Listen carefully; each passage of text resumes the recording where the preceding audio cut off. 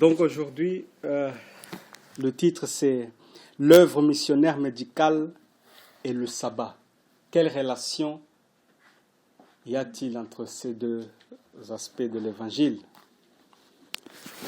Nous allons ouvrir nos Bibles dans Matthieu 8, verset 3.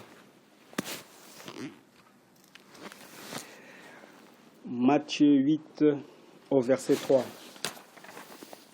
Lorsque vous êtes là, vous dites Amen. Matthieu 8, tu dis? Oui, Matthieu 8, verset 3.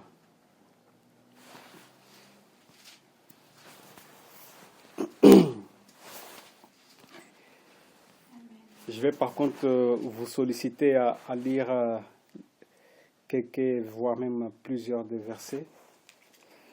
Matthieu 8, 3. Oui. Jésus étendit la main, le toucha et dit: Je le veux, sois pur. Aussitôt, il fut purifié de sa vie. Amen. Donc, on sait que le ministère de Jésus, c'était de guérir, proclamer la bonne nouvelle. Et ici, on voit, il guérit quelqu'un qui était atteint de la lèpre. La Bible dit, Matthieu dit que Jésus étendit la main. En ce moment, nous voulons nous concentrer sur le côté ou l'aspect lorsque Jésus-Christ étend la main. Quand Jésus-Christ étend sa main, qu'est-ce que cela veut dire? Ça veut dire qu'il va vers l'autre. Il va vers l'autre. Mais le verset nous montre déjà clairement que lorsqu'il étend sa main, il va guérir. Il va guérir de la lèpre. Jérémie 1, verset 8 et 9. Jérémie 1, verset 8 et 9. Oui, verset 8 et 9.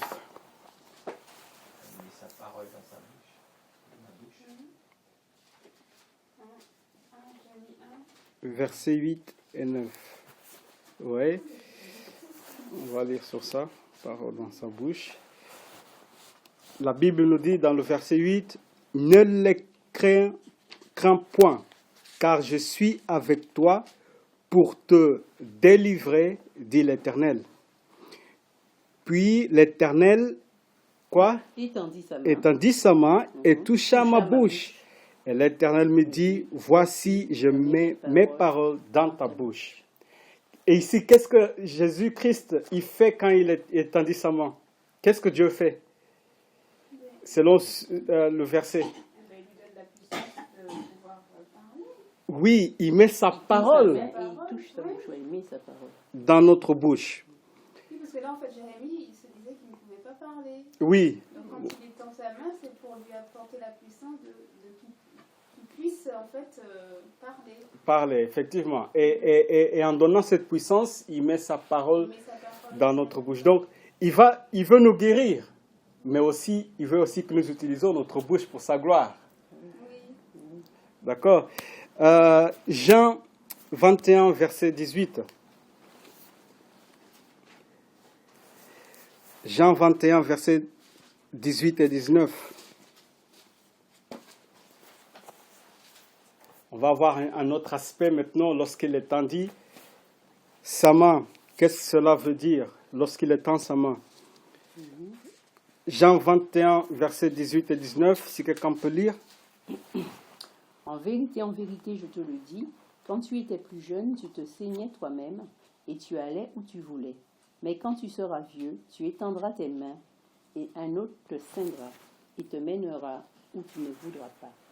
Il dit cela pour indiquer par quelle mort Pierre glorifiait Dieu. Et ayant ainsi parlé, il lui dit, suis-moi. Suis-moi.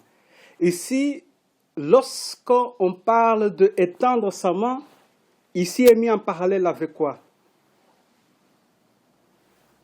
Avec la mort de Pierre qui a annoncé qu'il a été crucifié la tête en bas. Avec la mort et avec, voilà. Donc, étendre sa main nous rappelle aussi de la mort du Pierre. Étendre sa main nous ramène tout simplement de la mort pour Christ. Étendre sa main, étant donné aussi que Pierre n'a pas voulu mourir de la même manière que Christ, ça nous rappelle de la croix aussi. Christ étend sa main pour nous guérir. Il met sa parole dans notre bouche et il nous rappelle de sa mort. Genèse 22, verset 10. Genèse 22, verset 10. Genèse 22, verset 10.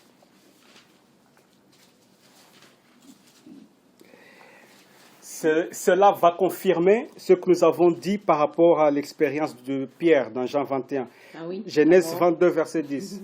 Vas-y. Puis Abraham étendit la main et prit le couteau pour égorger son fils. Le sacrifice d'Isaac nous rappelle de qui? Sacrifice de Jésus. Sacrifice de Jésus. Et qu'est-ce qu'Abraham a fait pour que... Il étend sa main. Il étend sa main égorger. pour égorger. Donc, encore là, on voit le fait d'étendre sa main, ça nous ramène au calvaire, À la mort, oui. à la mort.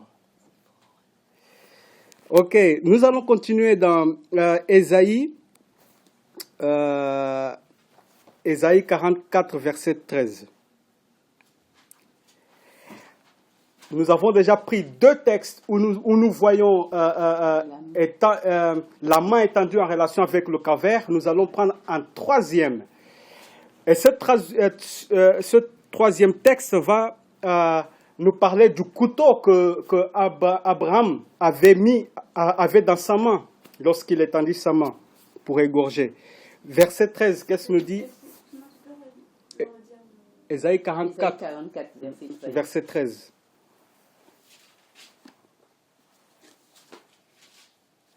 Si quelqu'un pourra lire. Le charpentier tend le cordeau, il marque le bois avec le crayon, il façonne avec le ciseau et le marque avec le compas. Il en a fait une figure d'homme, une belle figure humaine, pour la loger dans une maison. Ok, je vais le lire. Je sais que vous avez lu avec Osterwald.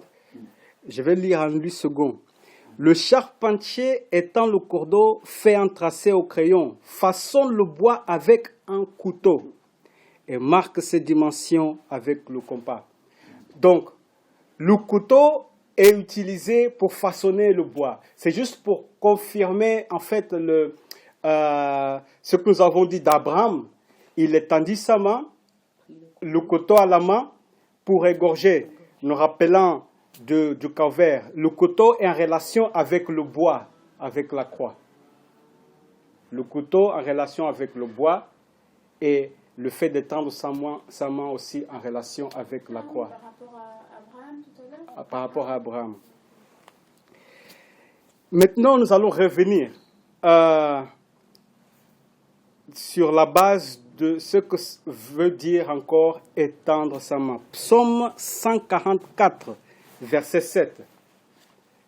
Psaume 144, verset 7. Dieu, il veut nous guérir.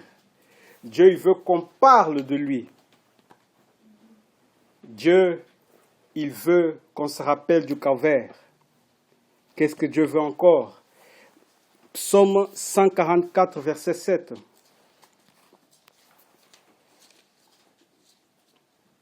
Étends tes mains d'en haut, délivre-moi et me retire des grandes eaux de la main du fils de l'étranger. Qu'est-ce que Jésus-Christ il veut faire lorsqu'il étend sa main? Délivrer, sauver. Délivrer, sauver. Délivrance. Nous délivrer. Il veut nous délivrer du péché, de l'esclavage, de la main des fils de l'étranger, ceux qui persécutent le peuple de Dieu. Esdras 6, verset 12. Qu'est-ce que Christ veut accomplir encore lorsqu'il étend sa main? Esdras 6, verset 12.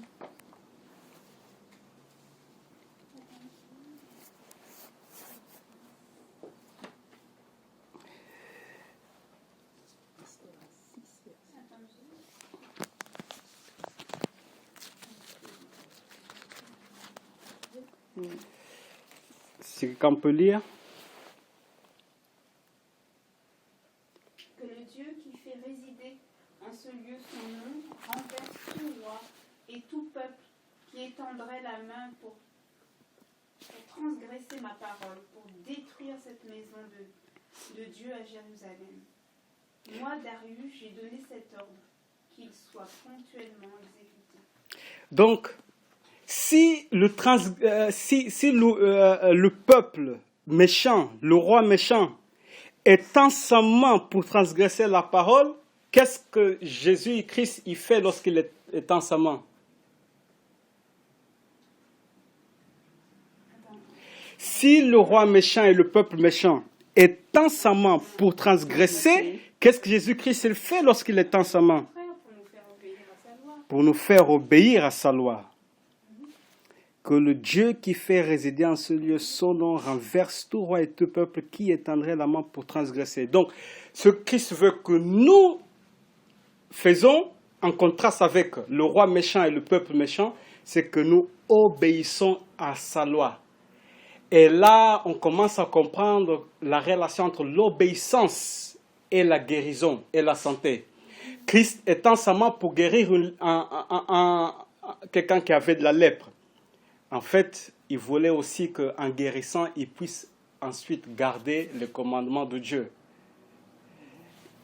Il disait toujours va et ne pêche plus. Va et ne pêche plus. C'est ce que nous allons lire maintenant, Jean 8, verset 11. Elle répondit, non, Seigneur. Et Jésus lui dit, donc par rapport à le fait que les autres lui ont condamné, Jésus lui dit, je ne te condamne pas non plus. Va et ne pêche plus. Donc, l'œuvre missionnaire médicale ne consiste pas simplement à avancer des remèdes. Je me rappelle un jour, pour ne pas faire une trop longue histoire, un jour, il y a quelqu'un qui s'est présenté devant moi, et puis la personne, bon, elle avait plusieurs soucis de santé, mais la plus grande préoccupation de la personne, c'était elle n'arrivait pas à avoir des enfants. Elle n'arrivait pas à avoir des enfants. Et ma réflexion directe, comme ça fait pas longtemps que j'avais écouté certains des recettes, des remèdes, pas recettes, des remèdes ou des choses qui peuvent favoriser avoir l'enfant. Donc j'ai donné des astuces. Fais ci, prends ça, prends ça. Mais l'Esprit de Dieu après m'a fait réfléchir. Est-ce qu'elle est mariée? Je lui demandais, est-ce que tu es marié? Non, il n'est pas marié. Mais je dis, oh là là.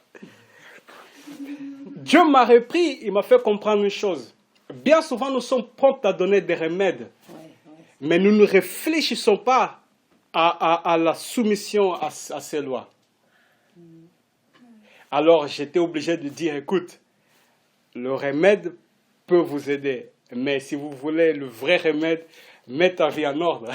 Tu ne peux pas rester dans cet état. Fornication. Elle aurait aimé avoir des enfants sans être mariée. Voilà. Elle n'était pas mariée, elle souhaitait. Donc l'obéissance et la guérison vont ensemble. 1 Corinthiens 6, verset 18. 1 Corinthiens 6, verset 18.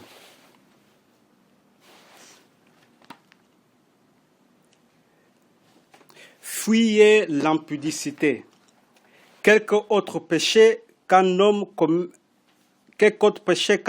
commette, ce péché est hors du corps. Mais celui qui se livre à l'impudicité pêche contre son propre corps.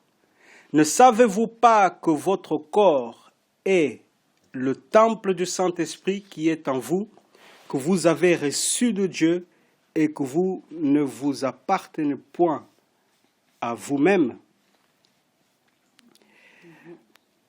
Avec ça, nous allons prendre 1 Corinthiens 3, versets 16 et 17. Parce qu'il veut nous guérir. Pourquoi il dit va et ne pêche plus? C'est pour nous préserver d'une chose encore pire. Donc, la Bible nous montre que notre corps est le temple du Saint-Esprit. C'est pour ça que nous devons le garder en obéissance. En Corinthiens 3, versets 16 et 17 nous dit « Ne savez-vous pas que vous êtes le temple de Dieu et que l'Esprit de Dieu habite en vous. Si quelqu'un détruit le temple de Dieu, Dieu le détruira, car le temple de Dieu est saint et ce que vous êtes. » Parce que nous avons lu aussi Esdras 6, 12, qui a dit « Donc le roi et le peuple qui étendraient la main pour transgresser ma parole, pour détruire cette maison de Dieu à Jérusalem. » Nous, notre maison, c'est notre corps. Christ, il étend sa main, mais il ne faut pas que nous détruisons notre corps parce que nous faisons avec notre corps dans le manger ou boire ou autre chose. Et la Bible nous met en garde, si quelqu'un détruit le temple de Dieu, Dieu le détruira. C'est solennel quand même. Hein? C'est-à-dire que la compassion du Christ, il est équilibré d'une façon que ça peut nous dépasser parce que lorsque quelqu'un malade est devant nous, notre compassion, par exemple, dans mon cas, j'avais oublié les commandements de Dieu. Oui, tout de suite. On veut répondre en donnant la solution tout de suite, presque, ouais. Mais la vraie solution qui va être la solution spirituelle, on ne pense pas à toujours à la donner. Mais Christ, lorsqu'il fait l'œuvre missionnaire médicale, il est très équilibré. Effectivement, il ne va pas choquer la personne, mais il va avec tact et sagesse montrer le remède spirituel et le remède pour son corps. En fait. Parce que des fois, on voit dans l'Évangile, lorsqu'il guérit quelqu'un, il dit ta foi t'a sauvé, et des fois, ta foi t'a guéri. Autrement dit, les deux sont la même chose. Ils sont liés, voilà. Il a guéri le corps, mais tout à fait. c'est la même chose. Ça me fait penser à la femme samaritaine, là aussi. Parce qu'en fin de compte, Jésus est venu la trouver parce qu'elle avait soif de la parole de Dieu. Mais il lui a dit, va chercher ton mari. Voilà. Et elle a répondu.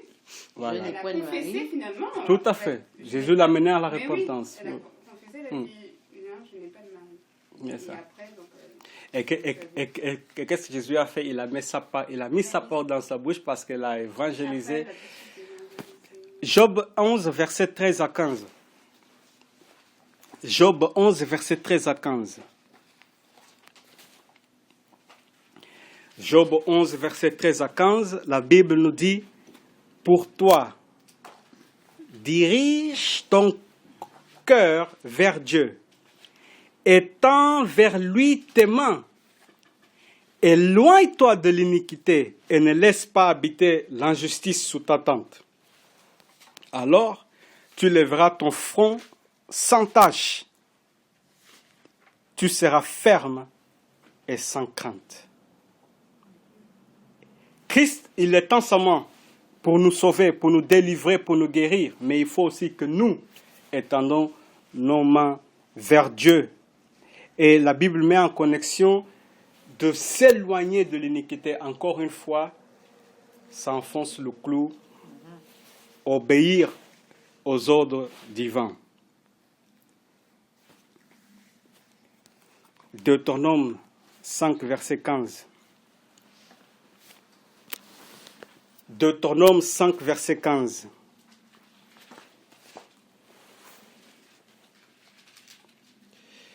Nous avons vu que étendre sa main veut dire beaucoup de choses lorsque Christ étend sa main.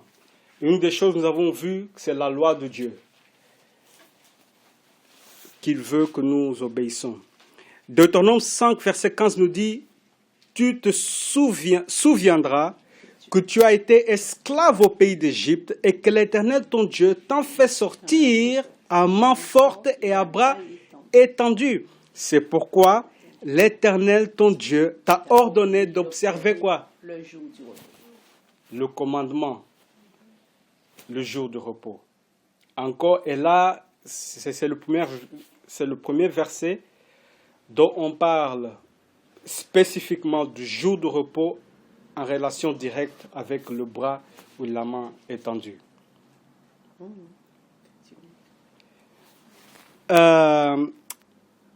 Donc, nous allons en revenir, mais vous voyez déjà l'implication, parce que d'autres aujourd'hui veulent prêcher le sabbat chez les siens. Ils ne veulent pas prêcher le sabbat chez ceux qui ont de la lèpre dans leur vie.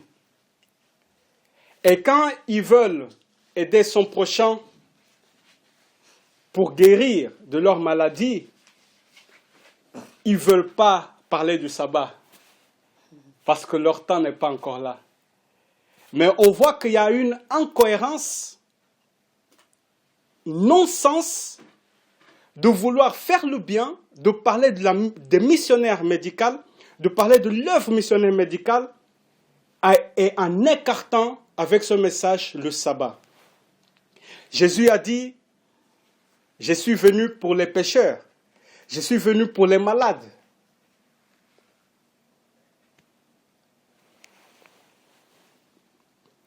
Mais nous allons en revenir sur ça.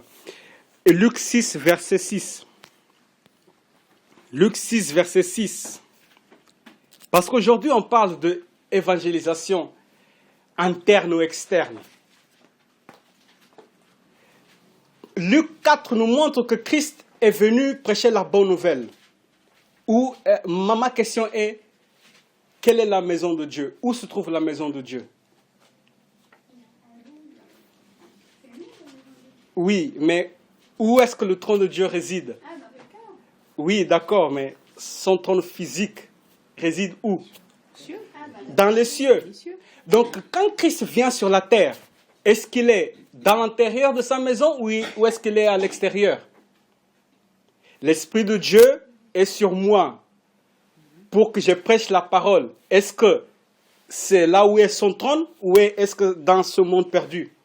Il est dans son église qui est fidèle et qui garde comme... Est-ce que c'est dans le ciel, sur la terre? Donc la terre n'est pas sa demeure, n'est pas où est son trône réside. Donc ça veut dire qu'il va à l'extérieur de sa maison.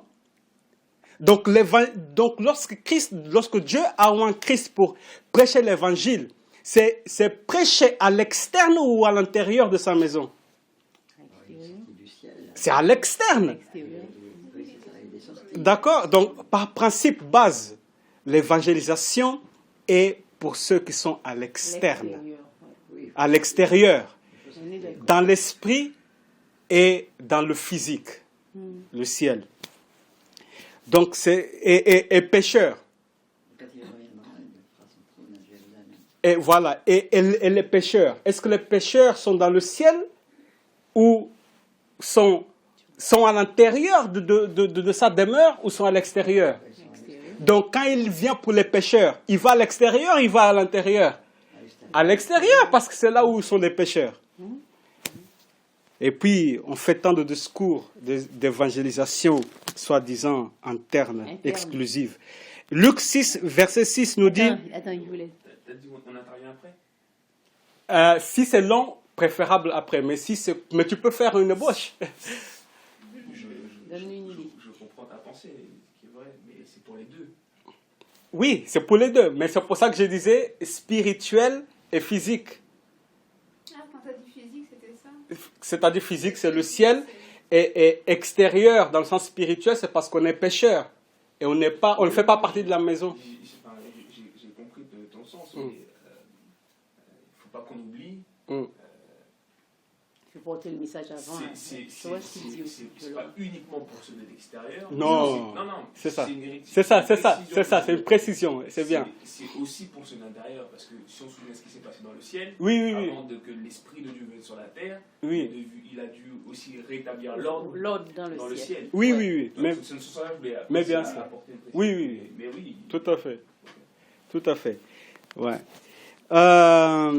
Donc, Luc 6 nous dit, il arriva un autre jour de sabbat. 6, ouais. Que Jésus entra dans la synagogue et qu'il enseignait. il s'y trouvait un homme dont la main quoi, droite était sèche. Les scribes et les pharisiens observaient Jésus pour voir s'il ferait une guérison le jour du sabbat. C'était afin d'avoir sujet de l'accuser. Mais il connaissait leurs pensées. Et il dit à l'homme qui avait la main sèche, « Lève-toi et tiens-toi au milieu. » Il se leva et se tint debout.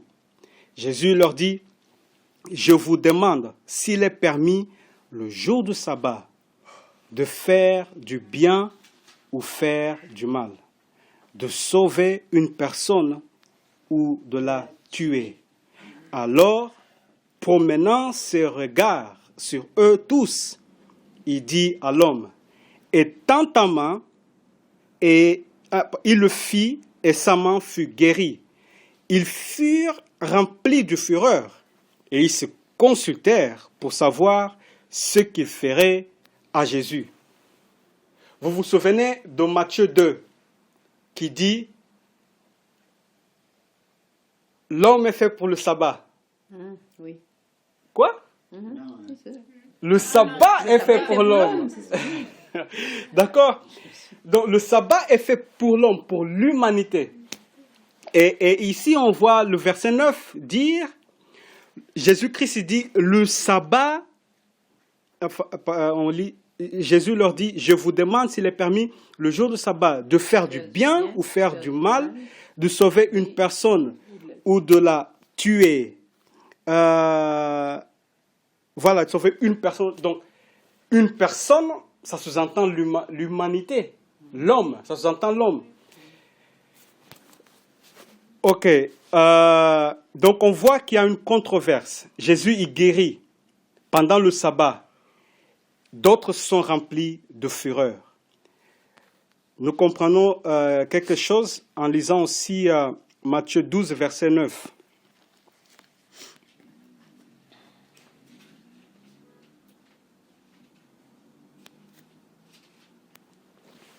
Matthieu 12, verset 9. La Bible dit, tous sont privés de la loi de Dieu. De la gloire de Dieu. Tous, juifs comme grecs. Il n'y a pas de distinction. C'est pour ça que Jésus-Christ a dit aussi, je suis venu vers les siens, mais les siens ne l'ont pas reçu. Et surtout, il a dit, les ténèbres ne l'ont pas reçu.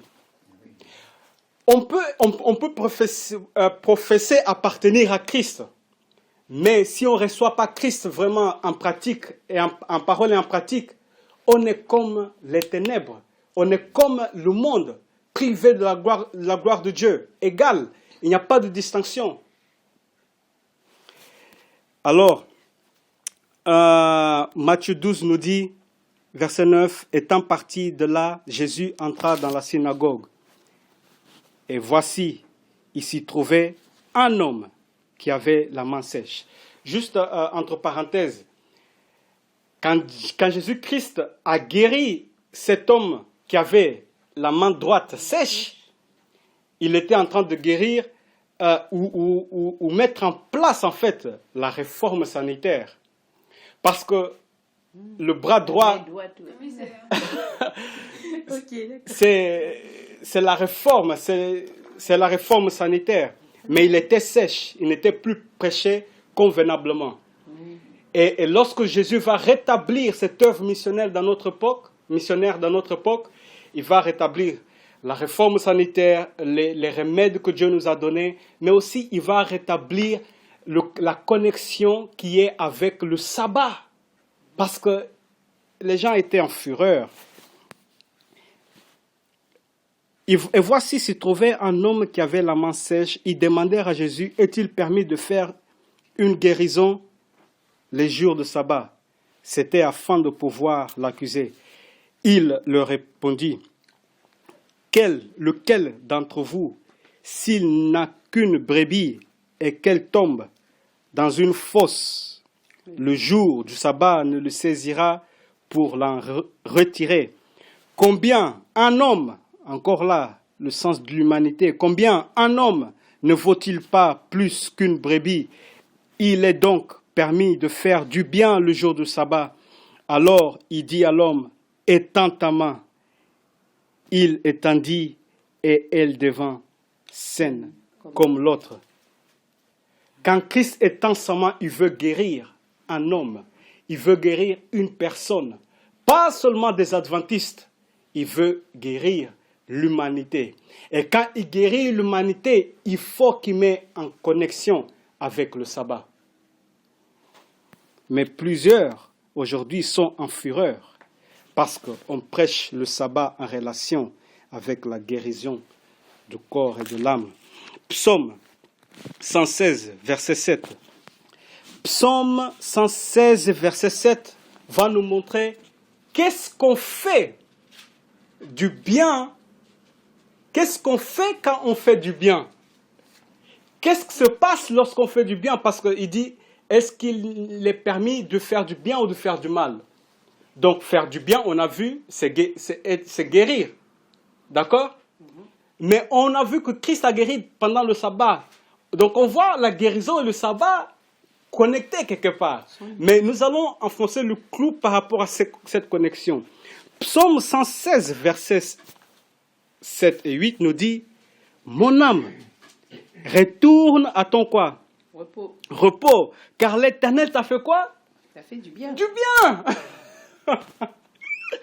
Quand Christ nous fait du bien, quand Christ nous guérit, il est en train de nous dire, retourne à ton repos.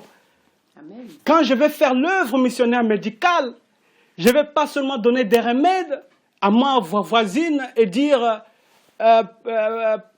pour prendre bien soin de toi, j'espère que cet remède va vous faire du bien. Non, je dois dire, avec ça, je dois dire, retourne à ton repos. C'est le message du sabbat qui est en relation avec le fait de faire du bien et guérir l'âme. Ça va? Oui, verset 7, verset 8. Oui, tu as délivré mon âme de la mort. Nous avons vu que sa main était en connexion avec délivrance. Et on voit ici délivrance en connexion avec le repos.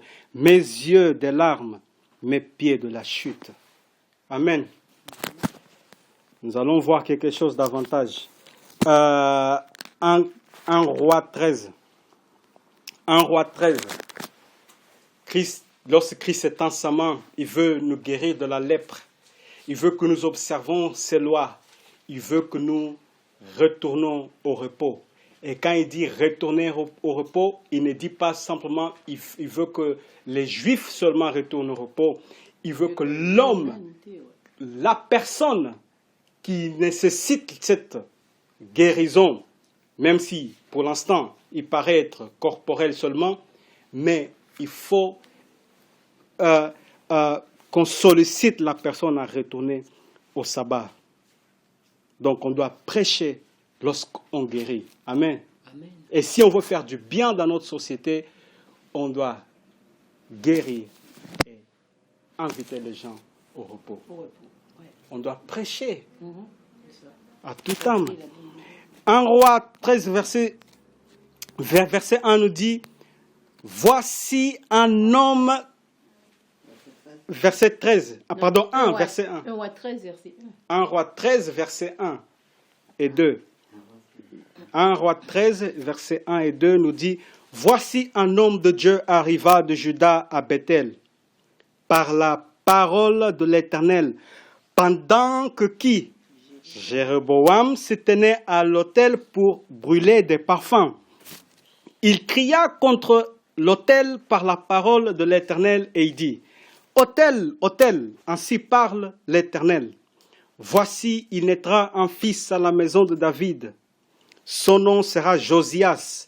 Il immolera sur toi les prêtres des lieux qui brûlent sur toi des parfums. Et l'on brûlera sur toi des ossements d'hommes. Et le même jour, il donna un signe. Nous allons lire jusqu'au verset 6. Et le même jour, il donna un signe en disant, c'est ici le signe que l'Éternel a parlé. Voici l'autel se fendra et la cendre qui lui est dessus sera répandue. Lorsque le roi étendit la parole que l'homme de Dieu avait crié contre l'autel de Bethel, il avança de dessus l'autel en disant « Saisis-le ». Il avança la main, de dessus l'autel en disant « Saisis-le ». Et la main que Jéroboam avait quoi? Étendue contre lui devant quoi? Sèche. Pause pour l'instant. Quel est le contexte de Jéroboam? Est-ce qu'il était un homme qui obéissait à la loi de Dieu? Non. Qu'est-ce qu'il a fait? Quel était le péché de Jéroboam, qu'on appelle aussi le péché de la Samarie? Il prend la place des prêtres parce que le verset...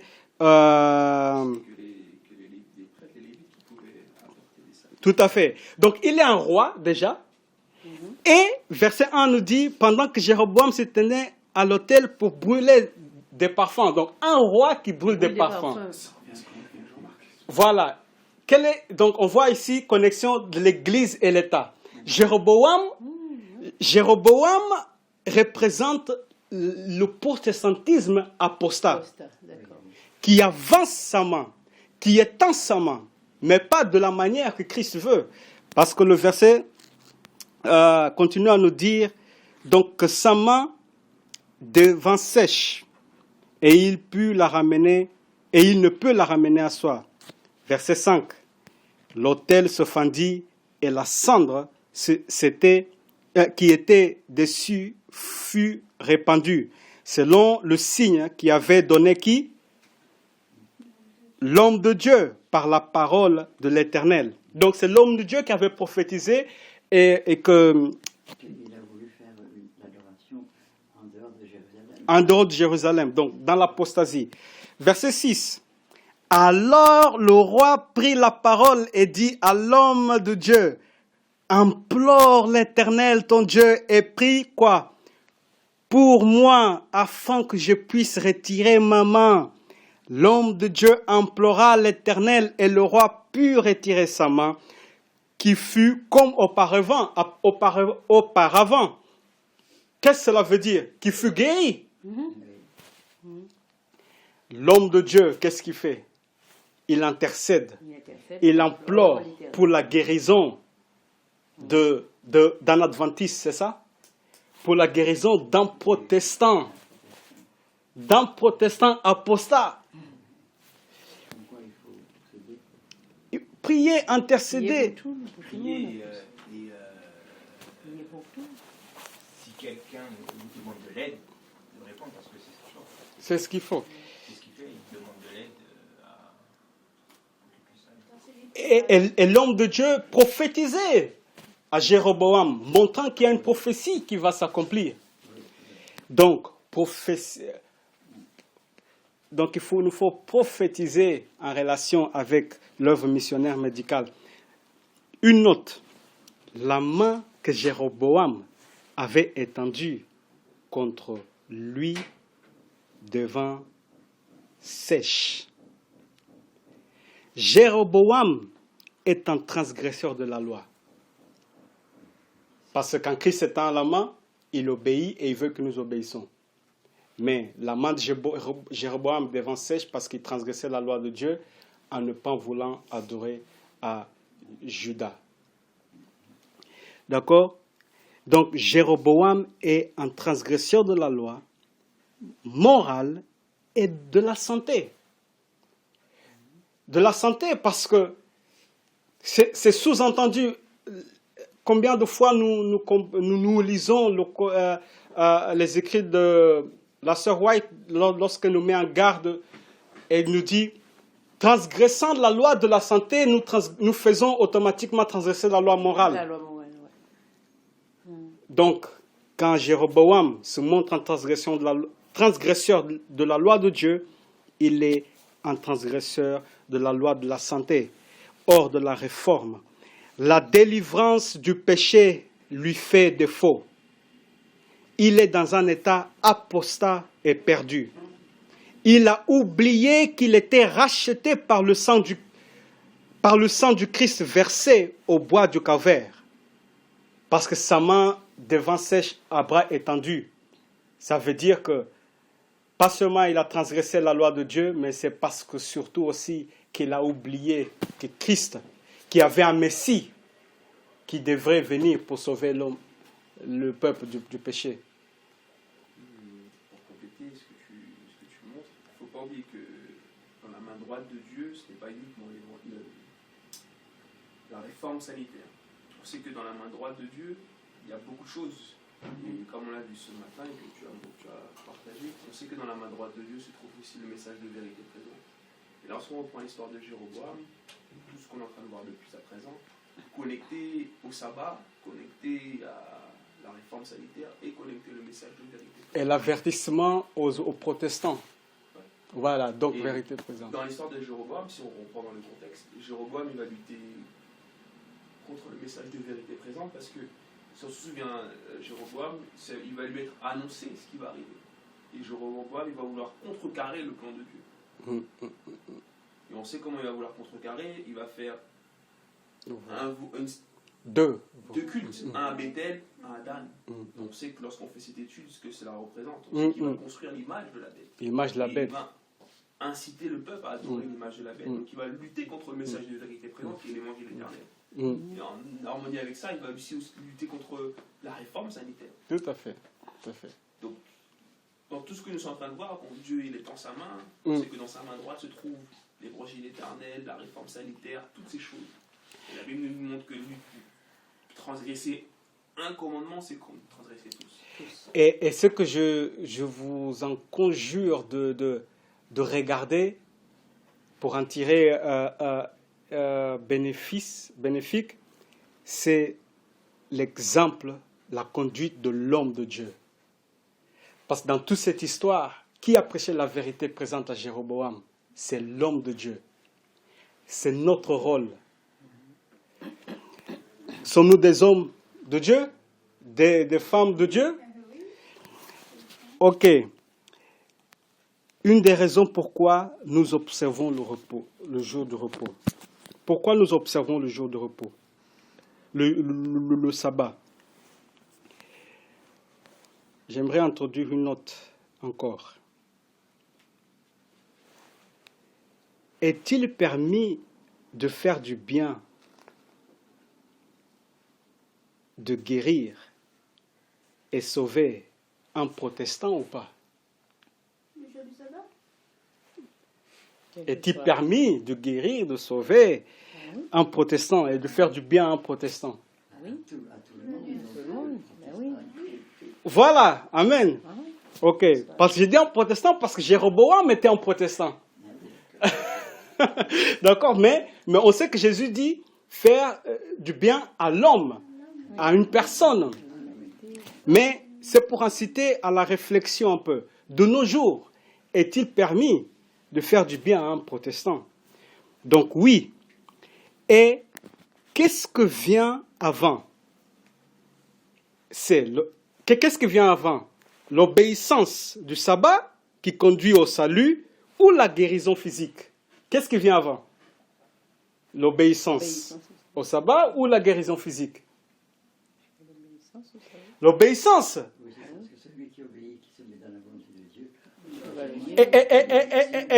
sur sa santé. Et Jésus a dit, si ton œil pêche, arrache-le, préférable que tu entres au ciel avec un seul. Donc, on voit qu'on doit on doit pas mettre la charrue avant le bœuf. Donc, si on veut apporter la guérison ou le message de la santé, le plus important doit être en place aussi, que c'est l'obéissance. Donc, il faut prêcher les gens. Oui, en fait, ça montre bien quand on par exemple on accompagne une personne, le fait de lui présenter finalement l'évangile à travers l'obéissance. À travers la santé. La santé dans l'obéissance en fait. Parce Et le qu'effectivement. là en train de souffrir, il faut quand même y mettre Non, mais c'est pas un souci. Bien sûr, il faut tout de suite agir selon le besoin, mais je veux dire, Oui. le fardeau Après, de il faut notre aller plus cœur, loin, il faut pas c'est, il faut, s'arrêter juste c'est là. aller- Parce que la guérison totale va s'opérer finalement dans la guérison. Dans l'obéissance. Dans l'obéissance, pardon, excusez-moi. Oui, c'est donc le sabbat, on sait que l'obéissance et le sabbat viennent avant.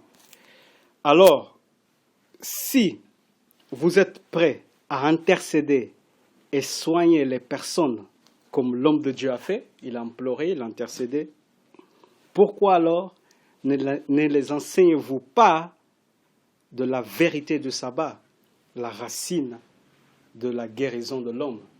Ou pourquoi n'enseignez-vous pas la loi de Dieu à ceux qui souffrent physiquement? Je pose cette question parce que c'est lui qui se sentira concerné puisse réfléchir là-dessus. Parce que des fois, on veut parler de l'œuvre missionnaire médicale, on veut parler de tas de choses, mais est-ce que nous faisons preuve des hommes et des femmes de Dieu qui intercèdent pour toute groupe de catégorie de Toute personnes? catégorie de personnes, voilà, c'est ça. Et ça va lié au message du troisième âge. Lié au message du troisième âge. Une ligne prophétique est-il plus sacrée que faire du bien?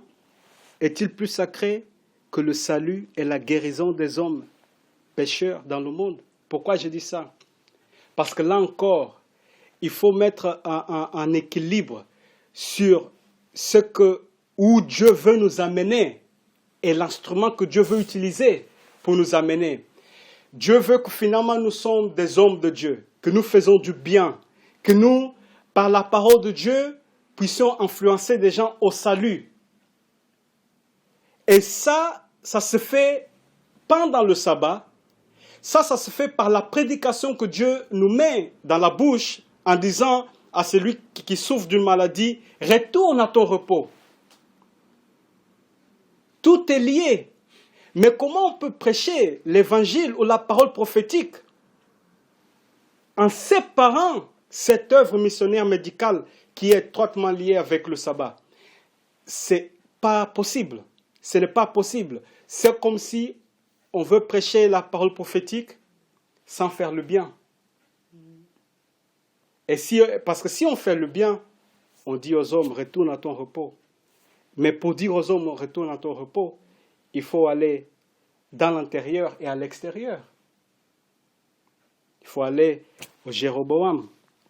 Il faut aller à ceux qui sont atteints de la lèpre dans la maison de Dieu. Matthieu 9, verset 13 nous dit, allez et apprenez ce que signifie je prends plaisir à la miséricorde et non au sacrifice, car je ne suis pas venu appeler des justes, mais des pécheurs. Deutéronome 5, verset 15 nous montre le pourquoi nous observons aujourd'hui le sabbat. Tu te souviendras que tu as été esclave au pays d'Égypte et que l'Éternel, ton Dieu, t'en fait sortir à main forte, à bras étendus. C'est pourquoi l'Éternel, ton Dieu, t'a ordonné d'observer le jour du repos.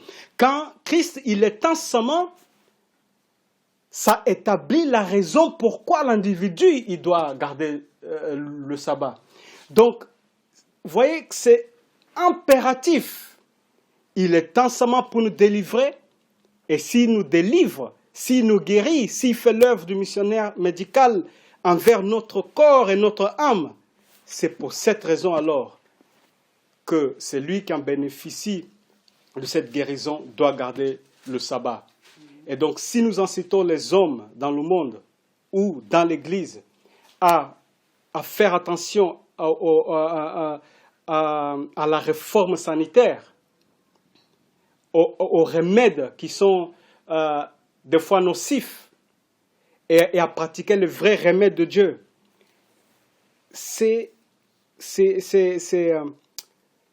avec ça, c'est obligatoire qu'on instruit ces personnes à l'observation des lois de Dieu et le repos.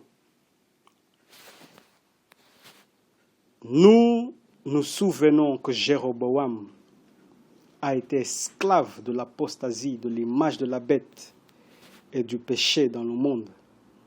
Nous nous souvenons que l'Éternel, notre Dieu, lui a guéri, voulant lui purifier de la lèpre du péché, à bras étendus. C'est pourquoi l'Éternel, notre Dieu, nous a ordonné de garder le jour du repos. Donc, il a ordonné en quelque sorte aussi Jéroboam, lorsque l'homme de Dieu a fait cet acte d'intercession, il a ordonné Jéroboam à garder le jour de repos parce que Christ a étendu sa main à lui pour le guérir. L'œuvre missionnaire médicale va de pair avec l'avertissement de la loi du dimanche. Parce que qui dit sabbat doit sous-entendre aussi la controverse, la loi du dimanche. Car à qui Dieu délivre à bras étendus, à lui Dieu enseigne sur le sabbat. À qui Dieu délivre à main et bras étendus, à lui Dieu enseigne sur le sabbat. Amen. 2 Timothée 3, verset 16. 2 Timothée 3, verset 16 et 17. Toute écriture est inspirée de Dieu et utile pour enseigner dans la doctrine. On ajoute ça dans King James.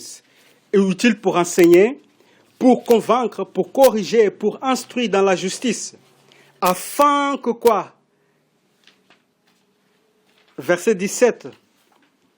Toute écriture est inspirée afin que... Vous n'êtes pas encore là. 2 Timothée 3, 16 et 17. Voilà. 16 et 17. Pour enseigner, convaincre, Corriger, instruire, former afin que l'homme de Dieu soit accompli Afin que l'homme de Dieu soit accompli et propre à toute bonne œuvre. et propre à toute bonne œuvre. On a vu un exemple concret de l'homme de Dieu. Il a guéri un malade. Il a prophétisé à un malade, à un protestant. Mais l'homme de Dieu aussi fait l'œuvre dans l'intérieur, bien sûr, afin que l'homme de Dieu soit accompli. Est-ce que si l'homme de Dieu n'avait pas imploré l'Éternel pour Jéroboam, est-ce qu'il était accompli? Non. Il n'était pas accompli. Il n'était pas accompli. Évangélisation interne et externe, donc, sont inséparables. et font à toute bonne œuvre, c'est ça. Voilà, toute bonne œuvre. Et propre à toute bonne œuvre. Et si on fait preuve des hommes et des femmes de Dieu, on agit comme l'homme de Dieu. Et aussi, ça veut dire que nous sommes instruits dans les Écritures. Nous avons reçu l'inspiration. Nous sommes convaincus. Nous sommes corrigés. L'homme de Dieu, il était corrigé. À un moment donné, il a fait comme Jonas. Irrité, n'a pas voulu prêcher aux protestants, n'a pas voulu aller à Ninive. Mais l'homme de Dieu s'est laissé convaincre, s'est laissé corriger. Et il a dit, là, maintenant, je vais prophétiser à un protestant. Amen. Pour conclure,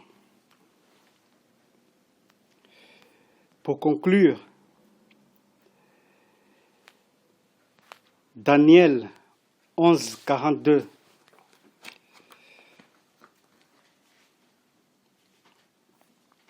Daniel 11, 42. On va voir que la papauté fait tout le contraire que Christ fait. 11, 42, il dit, il étendra sa main sur divers pays. Donc la papauté, il étend sa main sur les divers pays, et le pays d'Égypte n'échappera point. C'est-à-dire que là, nous n'avons pas besoin de faire encore 1 heure d'étude pour comprendre ce que veut dire quand la papauté est en sa main et que l'Égypte n'échappera point. Qu'est-ce que sous-entend quand la papauté il est en sa main? Est-ce qu'il va faire comme Christ, obéir et inciter les gens à obéir? Est-ce qu'il va inciter les gens à utiliser les bons remèdes de la santé ou à solliciter les gens à garder la réforme sanitaire? La papauté? Non. L'Égypte, avec la papauté, ils ne vont pas vouloir faire ça. Est-ce que la papauté va nous prêcher la parole? Écoute, pendant le jour de sabbat, faites un effort d'évangélisation. Est-ce que la papauté va dire ça? Il ne va pas dire ça parce que quand il est en sa main, non, il ne va pas dire ça. Est-ce qu'il va avertir le monde de la marque et de l'image de la bête? Est-ce que la papauté va nous dire, écoutez, allez-y prophétiser aux protestants, aux Jéroboam de nos jours? Est-ce qu'il va dire ça? Non, c'est le contraire qu'il va faire. Il va faire tout le contraire. Et d'ailleurs, le verset 45, il dit, il se met entre la mer et la montagne, montrant que la papauté, il veut séparer les hommes à se convertir à Dieu. Il veut séparer que la montagne évangélise la mer. Amen. Oui. Donc, faisons preuve des hommes et des femmes de Dieu. Gardons notre mission comme des ouvriers fidèles. Unissons la réforme sanitaire avec le sabbat, avec le message des 3 anges, avec la loi de Dieu. Faisons le bien aux hommes, pas seulement aux adventistes. Amen. Faisons le Ah oui, bien c'est aux hommes. l'humanité. Amen. Amen. Prions.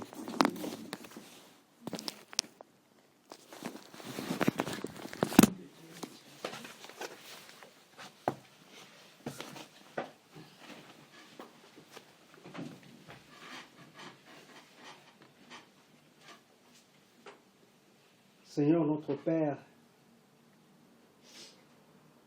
merci pour la parole inspirée qui nous a enseigné dans la doctrine, qui nous a convaincus et qui nous a corrigés afin que nous soyons des hommes et des femmes accomplis. Je te prie, ô Dieu, que tu puisses travailler dans le cœur de ceux qui ne sont pas encore convaincus ou qui ne se sont pas laissés persuader par l'Esprit Saint. Que tu puisses toucher leur cœur, car cette incrédulité est semblable à la lèpre. Guéris ces âmes, ô Dieu. Bien évidemment, Père, nous ne voulons pas pointer le doigt, mais je te prie, ô Père, que tu imprimes, Seigneur, l'esprit de réflexion, de interrogation dans notre cœur. Parce que même pour ceux qui sont dans l'intérieur, nous avons vu avec le premier verset, parmi eux, il y avait un qui avait de la lèpre. Nous ne sommes pas là, Seigneur, pour pointer les péchés de l'un et de l'autre. Mais nous voulons tout simplement, ô Père, te glorifier en contemplant et affirmant, Père, les lumières qui sortent de tes saintes Écritures. Nous disons Amen, ô Père, à tout ce que tu as dit. Donne-nous maintenant la grâce de devenir, la puissance de devenir enfants de Dieu, la puissance de devenir des hommes et des femmes de Dieu. Au nom de Jésus-Christ. Amen. Amen.